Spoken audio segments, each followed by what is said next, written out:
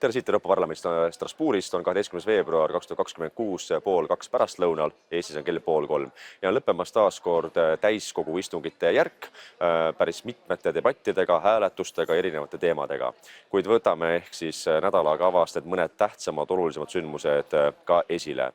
Esiteks, esmaspäeva hommikul saatsime kirja Euroopa Komisjoni presidendile Ursula von der Leyenile seoses ääretu vajadusega reformida heitkogustega kauplemise süsteemi. Nagu me kõik teame, et väga palju liberaalid ja kõik need vasakpoolsed räägivad sellest, kuidas fossiilkütused on saatanast, need põhjustavad kliimamuutuseid, tapavad pingviine Gröönimaal ja me peame võitlema fossiilkütustega. Ja seetõttu, mis on parim viis võitlemiseks, loomulikult maksustame. Aga seeläbi me maksustame just nimelt ettevõtjaid, kes loovad töökohti, maksavad riigikassasse tulu. Me maksustame inimesi, kes maksavad need kõrgemad hinnad kinni läbi bensiiniliitri hinna, läbi majade kütmise, läbi kõrgemate toiduhindade poodides, kuna kuidagi peab see ju toit sinna poodi jõudma ja tõenäoliselt mitte jalgrattaga, mida siis väntab Pärtel ja Peeter Pere, vaid ikkagi traditsiooniliste autodega, mis sõidavad bensiini või diisliga. Kuid kui me vaatame heitkoguste kauplemise süsteemi, mille tõttu tegelikult need kütused ongi kunstlikult üles lükatud hindadega, siis see vajab ilmselgelt reformist, sest kui me vaatame globaalset konkurentsivõimet, siis Euroopa majandus on 2-kordselt maha jäänud Ameerika Ühendriikidest viimase 20 aastaga. Kui me vaatame Hiinat, siis ilmselgelt Euroopa ettevõtjad ei suuda konkureerida hiinlastega ja siis halatakse ka siin Euroopa Parlamendis, et kuidas me peame parandama konkurentsivõimet, kuidas me peame toetama oma ettevõtjaid ja loomulikult lahendus alati Euroopa Parlamendil või Euroopa Komisjonil on see, aga me vajame rohkem regulatsioone, me vajame rohkem maksustamist. Ehk et see kõik on segamini pea peal, kus tegelikult ei saadagi aru, et üldse mis loob rikkust, kuidas ettevõtjad toimivad, mis annab üldse investeerimisvõimalusi, mis annab stabiilsust üleüldse luua töökohti, sest enamus inimesi, kes siin Euroopa Parlamendis istuvad või ka Euroopa Komisjonis, ei ole mitte kunagi pidanud kokku puutuma sellega, et maksta riigile ära iga kuu sotsiaalmaksud töötajate pealt, et peab mõtlema selle peale, et kuidas tulla toime jaanuarikuus hüppeliste energiahindadega, sest enamus inimesi on paraku tulnud kas läbi mingite MTÜ-de, läbi erakondade, teinud poliitilist karjääri, kel pole mitte vähimatki õrna aimu sellest, kuidas majandus tegelikult töötab. Ja sellest lähtuvalt oligi see kiri saadetud esmaspäeva hommikul. Loomulikult kohe on küsimus see, et kas see kiri muudab midagi. Ei, see ei muuda üleöö mitte midagi, aga nagu me teame, et igad suured protsessid võtavad mingi suuna läbi erinevate mõjutustegurite, nii nagu on olemas erinevad lobirühmad, kes siis teevad lobitööd mingite asjade nimel. Samamoodi poliitilised jõud, erakonnad, parlamentide liikmed tegelevad süstemaatiliselt mõjutustööga selleks, et suunata protsesse õiges suunas. Ja täpselt see on ka selle kirja mõte, et jällegi näeta, et nii mina kui ka Eesti Keskerakond ilmselgelt nõuavad ja näevad vajadust reformida seda süsteemi, mis on tegelikult spekulatiivne, mis on tarbijate maksustamine, ettevõtjate maksustamine kunstlikult, sest see tuleb nende taskust tegelikult ja siis maalitakse suured pildid sellest, kuidas võideldakse kliimamuutustega ja et fossiilkütused on väga pahad. Selle jätkuks teisipäeva hommikul oli ka parlamendis siin Ursula von der Leyen oma kõnega ja seal ta justkui üritas õigustada seda, et fossiilkütused on pahad. Tõi välja hinnad, kui palju maksab energia. Ja siis oma justkui argumendi õigustamiseks, et ainult roheline energia on see ainuõige, ütles ta, et möödunud kuul ehk jaanuaris oli gaasist toetav elektrihind üle 100 euro megavatt-tund. Tuumaenergia oli üle 50 euro megavatt-tund, aga päikeseenergia oli ainult 34 eurot megavatt-tund ja see justkui pidi siis tõestama, et näete, roheline siis taaskasutuse energia, päikese või tuuleenergia on kõige odavam ja see ongi siis lahendus kõikidele meie probleemidele Euroopas. Aga see, mis ta muidugi jättis ütlemata, on see, et miks on gaasist toetav elektrihind üle 100 euro megavatt-tund, sellepärast, et me osaleme spekulatiivses heitkogustega kauplemise süsteemis, mis kunstlikult lööbki elektri hinna ülesse, täpselt nagu põlevkiviga. Põlevkivist toetav elektri oma hind on umbes 30–40 eurot megavatt-tund, ehk see on tohutult odav. See, mis teeb selle kalliks, on just nimelt täpselt CO2 maks, võrgukandetasud, kõik muud keskkonnatasud. See teebki kunstlikult selle hinna kalliks ja sellepärast ka kõik need siis liberaalid või föderalismi hullud rohepöörajad valetavadki otse näkku, et näete, põlevkivist ei saa toota elektrit, kuna see on niivõrd kallis. See on väga-väga paha. Seega paneme kõik põllud täis tuulikuid, katame põllud hoopis päikesepaneelidega, mis on 3-4 kuud aastas lume all. Ja see ongi siis lahendus justkui odavale elektrile. Ei. Probleem on just nimelt spekulatiivses süsteemis, mis tegelikult nöörib meie tarbijaid. Aga seega see näide sellest, kuidas von der Leyen valetab silmagi pilgutamata. Seejärel parlamendis teisipäeva hommikul oli debatt ka selle üle, et kuidas siis tugevdada Euroopa kaitsevõimet ja julgeolekut, igivana teema, kus kõik heietavad, kõik arvavad midagi ja keegi midagi ei tea. Ka mina pidasin kõne, lisaks Eesti saadikutest pidas oli kõne minu eest ka Mikser ja Terras, võib-olla keegi veel, aga mina oma kõnes, mis on ka leitav minu sotsiaalmeedialehtedel Facebookis, YouTube'is ja kodulehel jaakmadisson.ee. Oma kõnes ma ka ütlesin, et paraku pole midagi teha, et Euroopa selgroog majanduslikult ja julgeolekualaselt on ilmselt Saksamaa suurima majandusega.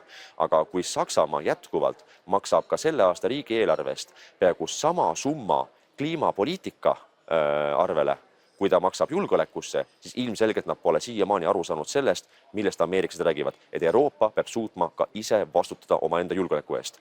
Sama asi Prantsusmaaga. Prantsusmaa maksab selle aasta riigieelarvest umbes 50 miljardit eurot kliimapoliitika teostamiseks ja ainult 55 miljardit eurot kaitsekuludeks. Mis tähendab seda, mida ma ka oma kõnes ütlesin, et kas meile meeldib või ei meeldi, me ei saa loota ei sakslastele ega prantslastele, vaid kõige tähtsam on regionaalne koostöö eelkõige Balti riikide, Poola, Soome ja Rootsi vahel. Sest me saame aru meie enda julgeolekuohtudest, meil on sama ajalooline mälu, meil on sama ohutunnetus. Soomlastelt on meil ka väga palju õppida, kuidas nad on oma kaitsevõimet edendanud üle 50 aasta jooksul, kus neil on selgelt olnud põhimõte, et vähem möla, pikem samm. Ja nad on teinud seda väga edukalt. Seega regionaalne koostöö on ilmselgelt meie jaoks praegu tähtsam, kui loota selle peale, et sakslased kuidagi muretsevad tohutult meie Narva või Kohtla-Järve või Tallinna pärast. See on paraku reaalsus.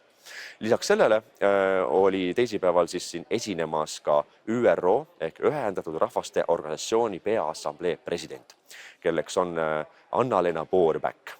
Tegemist on endise Saksamaa välisministriga, roheliste parteist, naisterahvas, umbes 45-aastane, keskealine, kes siis pidas kõne ÜRO nimel Euroopa Parlamendi liikmetele. Oma kõnes ta kõige rohkem rõhutas seda, et on vaja raha, kuna nende eelarve on kokku kuivanud, kuna enam Ameerika Ühendriigid ei maksa suvaliselt ükskõik milliste ÜRO projektide nimel 10 miljonid või 100 miljonit dollarid. Ja seega Baerbock oli väga mures, et ÜRO-l pole piisavalt rahalisi ressursse, neil pole finantse, et seega liikmesriigid makske rohkem, täitke oma kohustust. Loomulikult, makske rohkem, aga kelle taskust? Loomulikult meie enda maksumaksjate ettevõtjate taskust. Ja mille nimel? Selleks, et see raha ringles kuidagi kolmanda maailma riikidesse, kus see põhimõtteliselt enamjaolt varastatakse ära kohalike siis poliitiliste liidrite poolt tegelikult. Aga mis oli eriti naljakas selle Baerbocki kõnes, mis oli siis täiskogul meil siin Strasbourgis, oli see, kuidas ta rõhutas, et tema on esimene naine ajaloos, kes on ÜRO Peaassamblee president. Ja kui oluline see on, et see, et naine on nüüd selle Peaassamblee president, on teinud ÜRO palju tugevamaks. Ja mul tekkis kohe nagu siis, tekkis ju kognitiivne dissonants, et kuidas pagan on see muutunud tugevamaks, kui sa just 2 minutit varem rääkisid, kuidas raha ei ole, kõik on väga raske, enam ei saa raha pilduda erinevatesse projektidesse üle maailma, et kuidas see on siis läinud paremaks, kui sina oled olnud selle ÜRO Peaassamblee president naisena, siis on ju hoopis vastupidi olukord, et te olete ju pankrotis, te ei saa enam elada sama mugavat elu ja 100 miljoneid keerutada kuskile kolmanda maailma riikide projektidesse. Et seega et see, et sa oled naine, ei mängi mitte mingit rolli. Vahet ei ole, kas sa oled mees või naine, küsimus on võimekuses.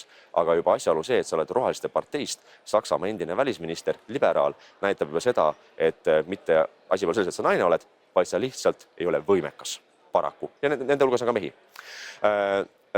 Lisaks sellele, kui me räägime uuesti sellest heitkogustega kauplemise süsteemist ja minu kirjast Ursula von der Leyenile esmaspäeva hommikul, siis ma pean ära markeerima, et kolmapäeval toimus Antwerpenis, Belgias, Euroopa tööstusjuhtide koosviibimine koos siis ka Euroopa Liidu liidritega, kus oli ka Ursula von der Leyen, seal oli ka Saksamaa liidukantsler Friedrich Merz ja Prantsusmaa president Emmanuel Macron ja kolmapäeval ehk 2 päeva peale minu kirja saatmist von der Leyenile nii Merz kui Macron rõhutasid, et heitkogustega kauplemissüsteemi tuleb kas reformida või üldse ära kaotada.